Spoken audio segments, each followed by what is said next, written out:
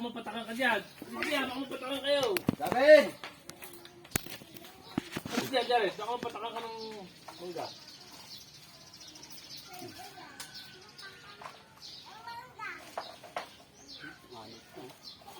Ano yung ba yung nagiging gabo? Siya, David! Ang dami na kinuha mo diya. Alis yan! Ay, magtitinda ka ng mangga? Ah, saan? Akala ko sa iyo.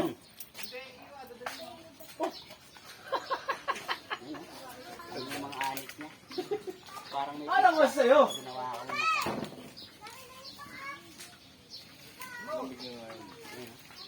pag kinat mo, di ba ang pigsa pag kinat, masakit hindi? Ganito rin ang anit na namamaga. Kaya sumasakit lagi yung sakit ang ulo niya. Ayun, Lamig na nga yan. nawala na yung mga ano niya, pakalang lang. Halos, malala yung ano Ano niya. yan, mainit din sa katawan? Tama lang siya. Ano pakiramdam nito? Binubuhos ko pa lang. Ha? Binubuhos ko pa lang. Nararamdaman niya na yung ano.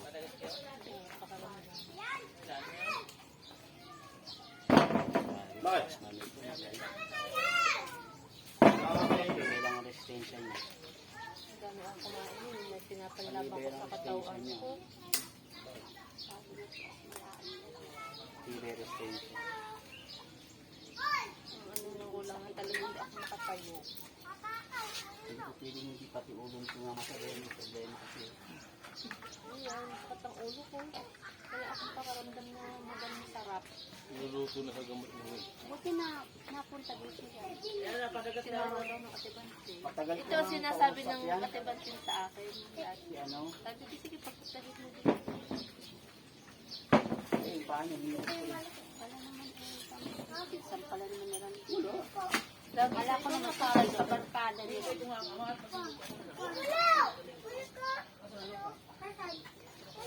Ang problema po niya ay hindi makatayo tapos laging masakit ang ulo.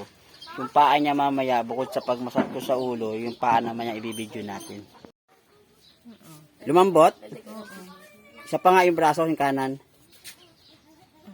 Ano, layo nung narating oh. Ano, pupersa na. Sa ulo, ano yung pagbabago? Kumusta yung paliligo mo kahapon? Nawala yung paglalak. Yung mukha, kulay pula. Pero medyo may ano pa rin. Tingala. Sa likod, wala ka naramdaman. Hindi naman masyado. Wala na sa likod.